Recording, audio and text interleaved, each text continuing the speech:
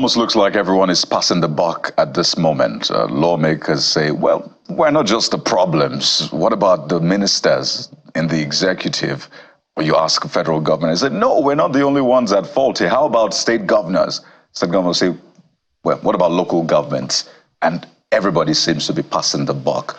But where lies our solution? This morning, we look beyond all of the back and forth and pay attention to the real issues. How do we ensure that Nigeria's wealth, big or small, really serves the people and not just a few? We're joined on the program in our Lagos studio by Mr. Kolawole Oluwadare, who's a Deputy Director of the Socio-Economic Rights and Accountability Project, SERAP, a good governance advocate and human rights lawyer. Mr. Oluwadare, you're welcome to the Morning Brief. Good morning. You make that sound like I'm contesting for the position of a governor. Well, that would be the day. Then the questions would change right now. But I know you've been following this back and forth, and it's been on for weeks now. It looks like it's growing momentum, and we're not getting anywhere because everybody's blaming somebody.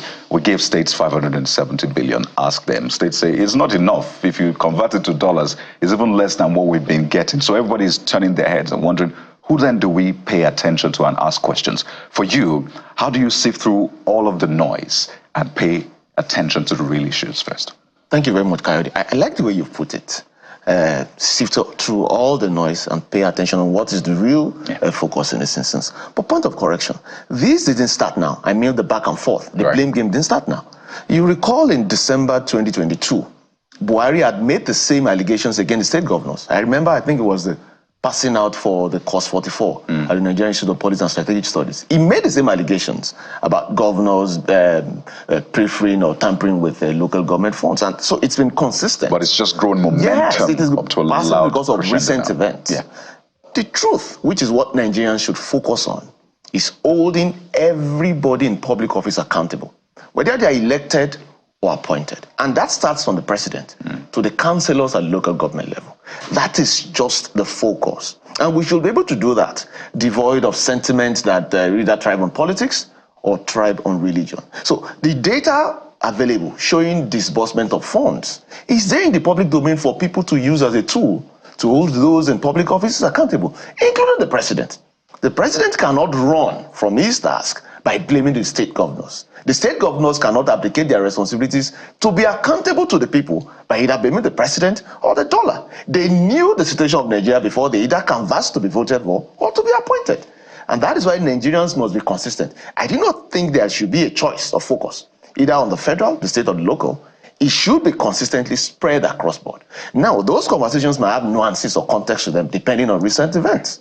But we must be equal in holding everybody to account, including those in the National Assembly who also have their roles. And if you ask me, Coyote, I think the problem with this is that Nigerians are not educated enough, and I'm not talking of formal education, about the systems and processes of governance to be able to check everyone. So it's easy for National Assembly members, for instance, and we've seen that in response to SERAP's advocacy, to say, what about governors? They are doing this, why are you coming after us? And so Nigerians need to own that advocacy and that conversation to understand everyone's role and to be able to hold them accountable for it. For instance, to be able to ask the National Assembly members, how have you been performing in the oversight in keeping both the president in check and even some of the allocations that have been made to the state and the federal MDAs particularly. And also ask the state of our assemblies, how have you been doing that oversight to ensure that at the state level, all the activities of the governor and his cabinet is also being put in check. And I'll give you a very good example. The federal government, one of the federal government agencies that we've been using their tool over time is the Auditor General of the Federation. And these reports are produced annually. And if you look at the reports, I'm sure we've had conversation around there before, they produce damning figures, trillions every year, that couldn't just be accounted for.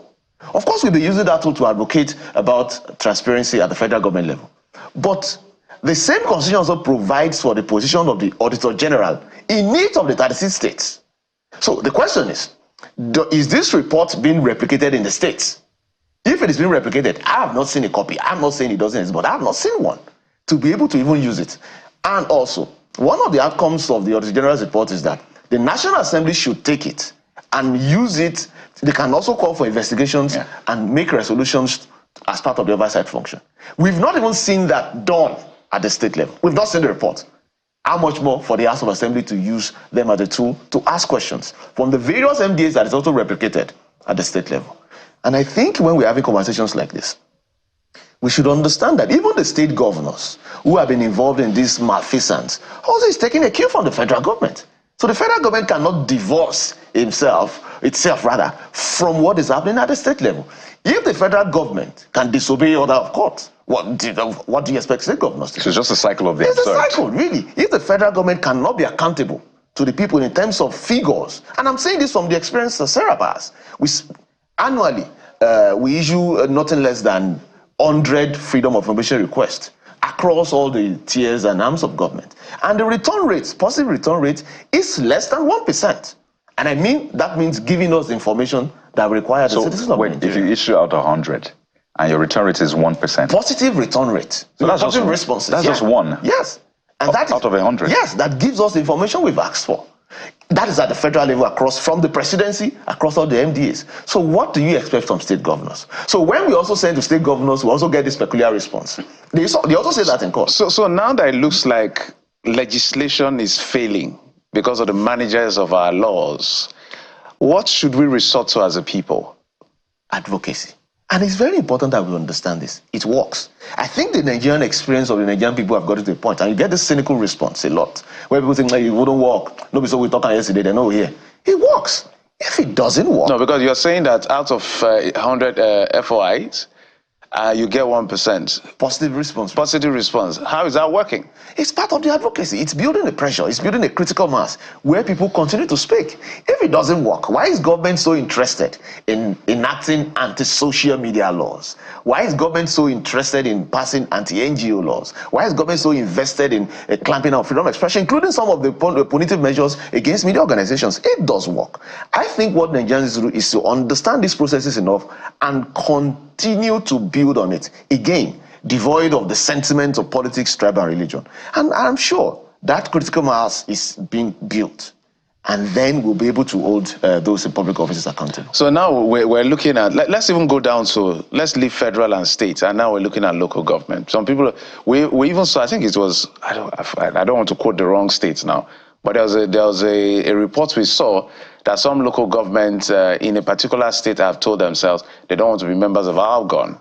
So, so they don't want to be members of Algon anymore, so the money can still go back to Jack and all of that. So that calls to question our independence as a people, our ability to think differently as a people. So at the local government level, now that we have local government financial autonomy, quote and unquote, how can the people at the grassroots, who are always being used as tools for various things, how can they hold the authorities to account? Because look, federal government looks like this one, where do I even start from? It's people like you that can talk to federal government. The man in my village, he has a local government chairman. That's the best he can do. So how should he proceed? It's very important that people understand governance. And by this, I don't mean you have to have a PhD in economics or governance. No. And the Nigerian people simply wants food on the table. But in the structure of governance, people need to understand the concept of accountability. So it means it starts first and foremost. And this is very important to correct it. The president is not the father of the nation. He is a public officer that is answerable to the people. And that goes to the governor and the local government chairman as well. That's referring to what the Minister of Youth said. Yes, I was listening earlier. And that means that we must be able to frame conversations around such issues. If I see you as my father, can I ask you how you spend the money that was meant for everybody this morning? I won't be able to ask you. And so it is within that context, when I speak of educating people about governance, it doesn't mean you know everything about governance. You don't need to go to school to understand that. And to be able to hold those in public offices to account, again, whether they are elected or appointed. And that is where it starts. And to drive the context of this conversation, we can look at, for instance, two critical areas, health and education. The UBEC Act places the responsibility for primary education and the first 3 years of secondary school on states and the local government, taking that from the Constitution. And the UBEC Act was enacted to give effect to that purpose. And the UBEC Act is very clear in Section 1 that the federal government's intervention will be simply to provide matching grants to the UBEC funds, and then the state and local government will have to provide theirs. Please, it would be very interesting for Nigerians to go to the website of UBEC. And that organization has tried up till 2023. The figures are there from 2008 to 2023 as to the states, each state's outstanding figures that is yet to be matched. And what that means is that UBEC has provided their own funds, but there are a lot of states that have not provided their counterpart funds to be able to assess it. So it means those state governors, people should ask that question from the local government, because it's a joint effort between the state and local government, to say that if the law says primary school education, the first 6 years of primary school and first 3 years of secondary education is free, what are you doing? And it's not enough to say you've built schools. If you've built schools or built classrooms, so to speak, and you have not paid the counterpart funding you should do to get the source from UBEC to build more schools and private facilities, you've not done enough. It's always been said that Nigerians are like the easiest people to govern. If there's any, rating like that, so easy people to govern. Where did that come from? They don't ask for too much, and that's why I said if there's any rating like that, Nigerians don't ask for too much. They just ask for the basics. They're not asking you to land in the moon, for example. They're not asking you to build space shuttle or to build, magnanimous things. Just provide the basics. Let there be power, infrastructure, education. By the way, we're going to call out those states that are not matching the funds. So obviously they're not paying attention. Education is not important to them in simple terms. So education, health, just the basic things, right? And even the Constitution says that the government is responsible for the welfare of the citizens, not anything too big. So Nigerians are like that good employer. Doesn't stress you. Just come to work early, do your barest minimum. They don't fire you. I don't think the Nigerian citizens have been able to successfully impeach a governor. All these impeachments we've seen are political. They've not recalled any lawmaker. Whatever we've seen is just storming a teacup. Right? We don't do extra. Even the End Bad Governance protest, they gave ample time. They came out and said that these are our demands. All of the groups came out, except for other places where we had hoodlums, infiltrating and causing mayhem. So Nigerians are easy to govern, but it looks like this is not working out because they've been taken for granted time and again. And I think that's a point Jeffrey has tried to make. How do we push the envelope? How do we do beyond what we have been doing? You said Nigerians don't really know how to engage government. So speak to that Nigerian today who's saying, okay, I like what you're saying, but I want to engage my local government. I want to engage my governor, or at least the head of my state. What options are available to them? Thank you, Gary. It starts with a mindset of knowing that this engagement is part of my own civic duty and a right, and that the governor or any public officer I'm engaging also has a right and a duty to respond to me. Because if you don't understand, if you don't have that kind of mindset, the approach might be different, or whatever responses you have, the reaction might be different. It starts at that level with that mindset. And that now dovetails into perhaps actions that citizens can do.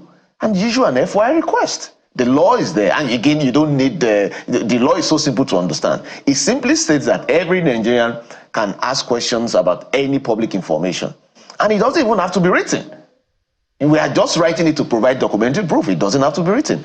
And that the state institutions must provide the answer within 7 days. So you can go to your local government office. Yes. And ask in person. And say, this road is bad. Yes. Are you the one responsible for it? Yes. How much did you get? But Nigerians, some people are afraid.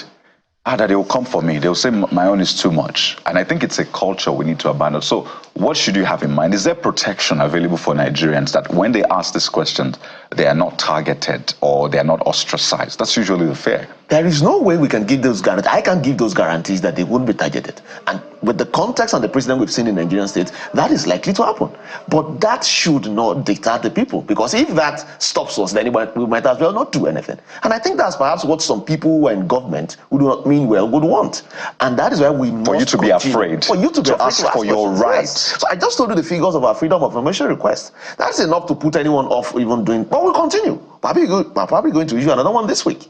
We will continue. So at the end of the day, so by inference, what I hear is we don't have institutions. We do have institutions. I mean, in the real sense of institutions, to say independence of this institution, to be able to say, I can look in the face of a president as a member of cabinet and say no, and stand by my word.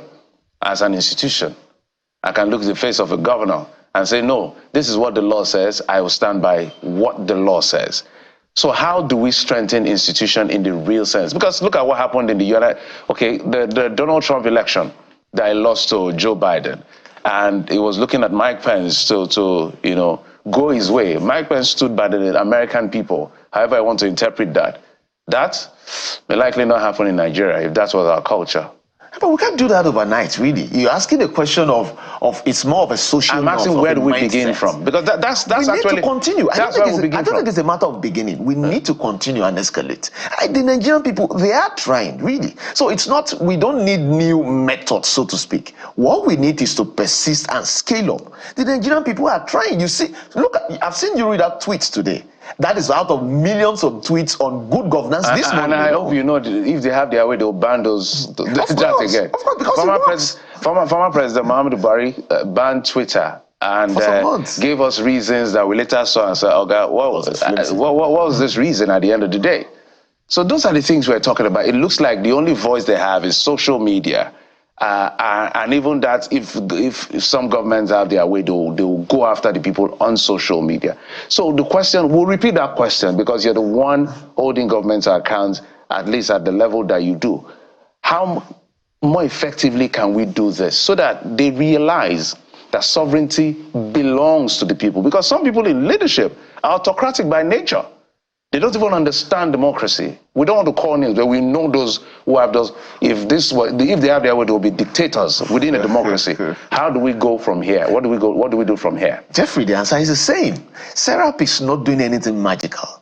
So, which is why I spoke to that mindset and was about to give out practical steps that citizens can take. But without the mindset, you would not be able to sustain the actions. So ready to die, is that the mindset? Not necessarily. Ready to fight failure. I think it's coconut head more than... maybe depends on the location you find yourself. Some is coconut head, some is suicide. My own is egghead. It's soft. So, and that means it is not... what I'm saying is we need to continue what we are doing, and then to be persistent and to scale up, which is what I'm speaking to the mindset. Because if you have a mindset that thinks once you ask, you get, you're probably likely to give up or become cynical. And then when you're cynical, you become skeptical, and then you do nothing. So we cannot afford to do anything. We need to continue to persist and to scale up. Yeah, we need to continue to do what we're doing. You are going to reel out the steps. This conversation is very important for young Nigerians. A lot of them just reached voting age. Some of them... Very interesting, 2027. Exactly, and a lot of them maybe voted in the previous election and they're wondering, what's the point? I'm not going to vote again. And we are waiting for the day they jackpot. You know, that's the goal for some people. It is 10 days to jackpot. They're counting down. And it's sad that that's partly a Nigerian dream for some people. They see that, oh, this is not where I will thrive until I get out there. Even if it is Sudan, they just want to go out there. So for those Nigerians who have thought, nah, leave it, let's set it aside, who are meant to be our future, but sadly, they might not stay for that future. Is there another way to hit this home for them? Because it's a dire situation we find ourselves in. If this trend continues, you wonder, where will Nigeria be in 20 years? So just to add to what Kayode is saying, you see, if you notice, we're going around the same thing differently. Because we are afraid that what is going on and this bottling up could result to the anarchy government always starts when people want to protest. That is the fear. And we need people like you to be able to explain it to us. And that is why, again, the answer is why. Okay, maybe let's frame it this way. I'll probably make it a question to you guys, but you don't have to answer. It's no, we will not answer. Why is SERAP persisting in spite of what is seen as apparent resistance from the government? That is the same reason I am selling to the people that they need to persist and continue, because it works. And one major fact to support the fact that it works is that there is pushback from government. They want to shut it. If it's not working, they wouldn't bother. So it works. And so I've just given you one example of some of the challenges we face. There are lots more, but we'll persist. We'll probably issue another FY this week. So citizens must have that mindset and continue to scale up in their engagements and advocacy to hold government to account. When social media was shut, Nigerians are doing that already, which is why I said persist and scale up. When social media was shut down, Nigerians resorted to using VPNs. And I remember then the Attorney General then had made a threat about arresting any Nigerian that uses VPNs. We went to the ECOWAS court. The ECOWAS court gave a ruling restraining him from doing that, and Nigerians continue to use VPNs. And that's not to rule out the activities of nefarious elements who can also use social media for the wrong reasons. Now, this is not arming government with a tool to want to ban it, but we also need to recognize that some of the things you see on social media are either done by bots, either done by people who don't have the interest of the nation at heart. They call what they want is just anarchy. Let anarchy loom. Okay, I said that. Not referring to anybody in particular, but let there be anarchy in the country. So that's not ruling that out. But we're speaking to the vast majority who want a better nation for us all. You said you were going to reel out some of these practical steps. So by way of arming Nigerians, the everyday Nigerian, with tools to be able to engage government adequately. Yes, I've spoken about the mindset that they need to have, which is understanding governance and why it should be. Right. And then I've given the FY is one of the tools that Nigerians can use. Right. And then litigation is another tool. Litigation is not necessarily adversarial. And I've had a bunch of cases across government officials that we are in court against. Or expensive. Yes, it can also be expensive, but not so much as what is the opportunity cost of not doing anything. The opportunity cost of not doing anything is worse enough. But then... Do you know what it costs for people to be on the street for 2 or 3 days, leaving their businesses? Right. That is the cost already. But, there are people hungry, by the way. So what happens to the trust? Thankfully, you're a lawyer. You're a legal practitioner, so you can speak for the judiciary. For some people, they think it's rigged. I can only speak for the bar, by the way. Well, you are in the judiciary. I put you in the but I get the point. Some people's mentality is that this is rigged. We've had the CJM time and again, trying to, will I say, hand out punishment to people or judges who have, done things that are not right and all of that. But still, that mentality persists that you cannot go to the judiciary and expect justice to be served. Is that true? Not necessarily as a matter of fact, but I think it's more of vicarious experiences of people. We go to court, and sometimes we win, and sometimes we lose, but we persist. And that is the mindset I'm willing to tell all Nigerians to share. If we get to that point where we look at all these avenues, a freedom of information request, engagement with government, public enlightenment campaigns, and even litigation, and we say, you know what, nothing works, let's do nothing. Can we consider the fact that that is what some people in public institutions want, and then they get to do what they like? We cannot afford to give them that chance. So we need you to speak further on the issue of the integrity, without impugning on the entire system. Of course, there are good people within the system. So let's give you examples of how Nigerians look at it in terms of optics. So they look at Kano, for instance. We have 2 emirs. Yeah. That is as a result of court case. We look at Edo State. We have 2 deputy governors, court case. We have River State. We have 2 houses of assembly, court case. So when Nigerians look at this, they're like, forget. How do you convince such a person? The benefits of doing something far much more outweigh the benefits of doing nothing. To me, that is simple enough to get people, and that's why I want to use the example of a protest. Of course, people lost by participating in the protest because they left their businesses and they protested. So why can't we do that also to engagements that can further push what we want to do? We are not giving up in SERAP. We continue to fight cases, even though we win some. And we've had judges even sometimes openly confrontational with what we do, but we continue. And that is what I am telling Nigerians to continue to do. We can't afford to give up, really. Right. So we will come back to where we started from, which is the blame game. That is on federal, state, local. Federal, state, and local. So what are the roles of a state? So we'll properly contextualize it. What should we expect from states? Because that will decide the questions you ask them.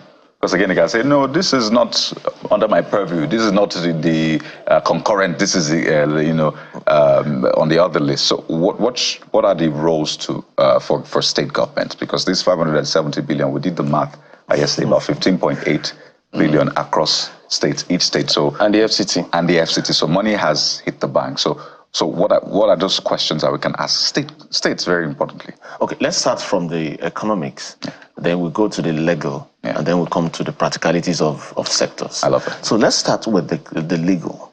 So we have the federal, the state, and the local governments. In our budgetary systems, there is a budget for the federation called Nigeria annually.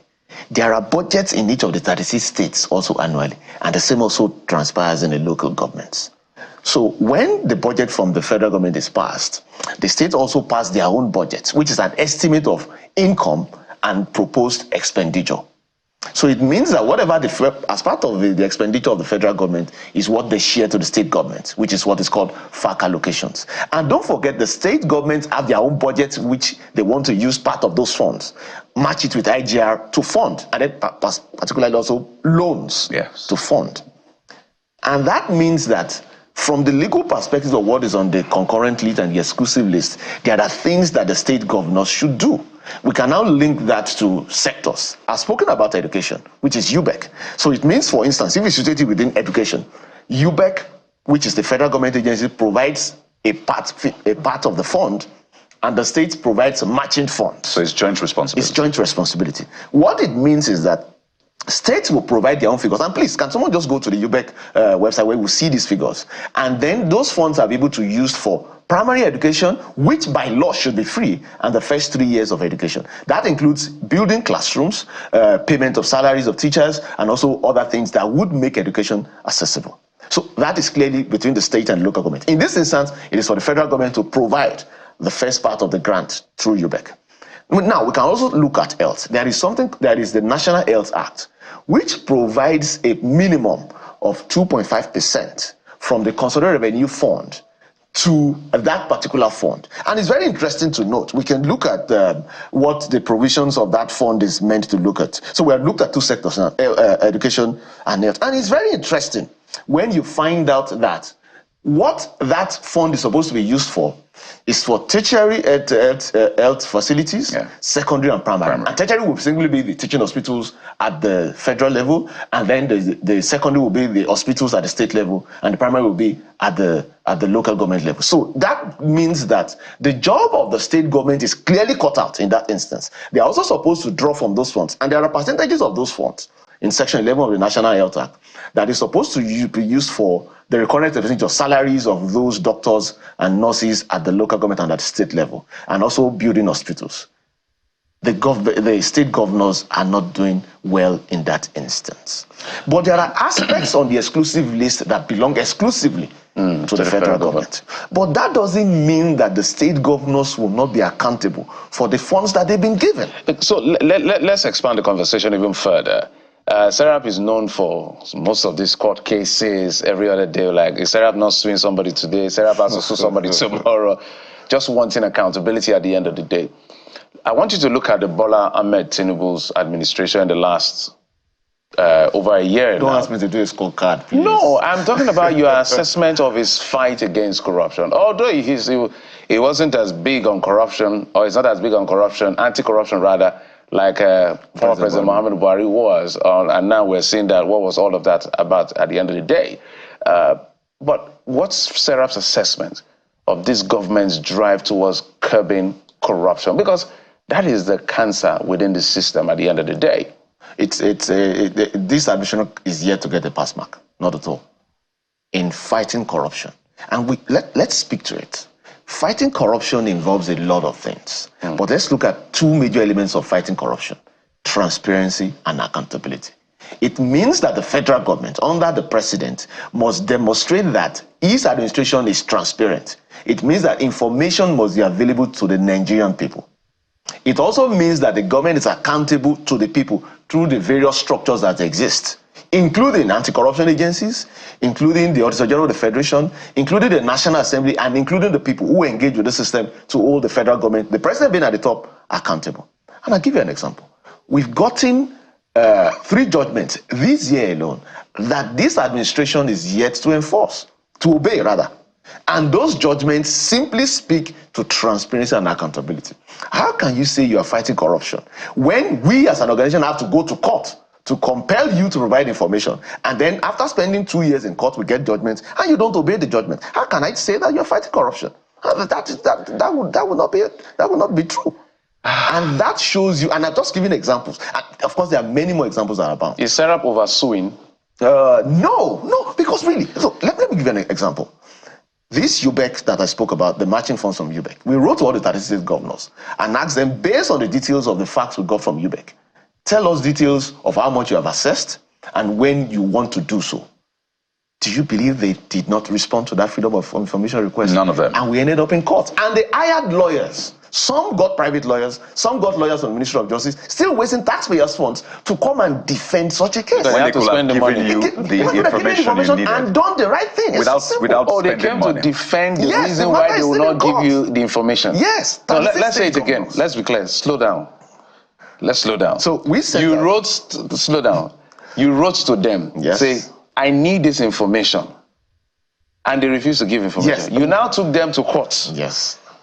They came to court. Yes. And spent money in court to say we will not. They are still spending money in court, by the way. Some of them got private lawyers. Some of them got lawyers from the Ministry of Justice. And don't forget, for every time a lawyer in the Ministry of Justice comes to court, he's spending taxpayers' money. Absolutely. And it's mind-boggling. In fact, now that you said that we should get those data. And that's just one case. Let's get those data out, Mr. Oluwadari. I'm looking at the UBEC's website now. Unaccessed matching grants from 2005 to 2023. It looked like from 2005 to 2019, most states tried to match the grants. But now, let's take a look at what each state has in deficit. Abia State, 4.2 billion naira, unaccessed, by the way, so they're not able to match.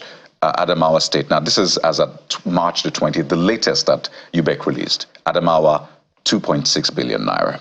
Akwa Ibom, 1.3 billion naira. Anambra, 2.6 billion naira. Bauchi, also 2.6 billion naira. And I can go on and on. The only state that has in deficit that has maybe accessed and even has more, the minus is Borno, minus 71 naira. I see Delta actually has also accessed to a large extent. Enugu, I see Jigawa here, Nasarawa, Ondo, I see Sokoto, Taraba. Giving us the figures. Zamfara. Those are the ones that have accessed, but the others still have like a lot. And you can see the breakdown in the years. Yes, across the years, most of them have no access for 2023, so they've not matched it for 2023. So they can't collect it. So I'm talking about states that have 2 billion, 2.6 billion, 3 billion. I see Imo has 3 billion. You can see Kwara also with, is it 2.6 billion? Even Lagos State with 1.3 So let's give them the total here. Grand total, 54 billion. 54 billion naira. That's the grand total. Unaccessed. Yes. And you can see what that translates to. What the commitment of the state is simply to provide the matching grants, access this funds. So let's put it in the counterpart fund. Yes, that is what they should bring forward, access these loans, these funds, it's not a loan by the way, and then be able to use it. And this means pay teachers' salaries, build classrooms, equip them, and books and everything that would aid the study of the children. And these are governors that would go to get loans under the guise of infrastructure development. There may be other factors, and that's why we need to get the governors, the Nigerian Governors Forum, at least the individual states, to speak to the commissioners for education to speak to this. So is it as a result of the bottlenecks or? We gave them the opportunity when we wrote to them to ask these questions. Don't you think that would have been a good opportunity to tell us, writing to us to say, no, these are the issues? They didn't. I told you, they are in court defending why they shouldn't provide the information. We're going to give them a slim chance right now to speak to this, each of the commissioners of education. And we're going to be putting out this data out from time to time. It's kind of like a spreadsheet, really. So we'll break it down from 2005 to channels, because you guys don't go to court. So 2005 to 2023. So let's begin to wind down on this particular. It looks like, so that we don't catch ourselves going like in cycles at the end of the day. As we started the conversation, we talked about this major blame game. Let's go back to the state houses of assembly, because at the end of the day, what you are doing as SERAP, what I am doing as media, is what the houses of assembly are supposed to do. But we keep saying it and again, and they may argue. The Nigerian people see houses of assembly as appendages of the governor. For the people within the assembly who are really resolved to say, look, we need to really be independent and get to hold the executive to account, where should they even start from? Because they may be in the minority. Yes, and not necessarily party. No, they do exist. They do exist. We've had engagement with some of them, so they do exist. And not everyone in public office in Nigeria is bad. There are very good people who are willing to do what they should do. And that means, so I would not say that they don't have the understanding and the knowledge of governance. They have. What they need will be the support of the people in case there is a bit of a backlash to what they are doing. And so by the people, I mean the people who voted him, their constituents, the media, civil society organizations, to encourage such people to do what is right. And as a form of context to give what the House of Assembly should do, they are the one that looks at the budget presentation by the governor, that pass it, and that be add with some plus and minus. They are the ones that are also involved in some of these loans as part of expenditure of the state. They are also involved in oversight to check every MD at the state level. They are also supposed to look at the report of the Auditor General of the state and also make resolutions on them. They are not doing enough of this, really, and they should. Clearly, there's a lot of work to be done, but the good news is that it is work that can be done So this is calling out to Nigerians across board.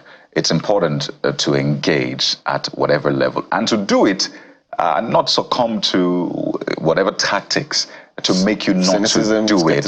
Exactly. Blackmail, fear. It is very important. This is our nation, Nigeria, and we have to definitely make it work. Mr. Kolawole Oluwadare, it's been an interesting time with you, looking through some of these challenges of governance and how we must continue to do the work. I don't know when next year are in court, but I know that that's going to be. You should come to court. You should come to court sometime. We actually come to court. We get your report. In person. In person. Maybe right? Jeffrey and Kyle, they come to court sometimes. That will be the day. That would be good. So whenever you have your next case, call us. Yeah, and then you introduce you to some of the lawyers defending the government, so you can ask them questions. That would be a good. That would be a good one. That would be a good ambush. Well, so just go, Mr. Lawyer. Why are you? Well, they also they're just doing their jobs, really. Well, I'd like to thank you so much, Mr. Kolawole Oluwadare, Deputy Director, Socio-Economic Rights and Accountability Project, SERAP, also good governance advocate and human rights lawyer. Thank you for your work and wish you the very best. Thank you very much, Jeffrey and Kyle. I'm happy to be here. We'll take a moment now. When we return, we'll give you a taste of Paris, not the love part, the sporting part, right? Nigerian athletes are there right now trying to make the country proud. We've had the sparks, the brilliant sparks. We've had some letdowns as well, but what are the big lessons that we should learn? That's in a moment. Stay with us.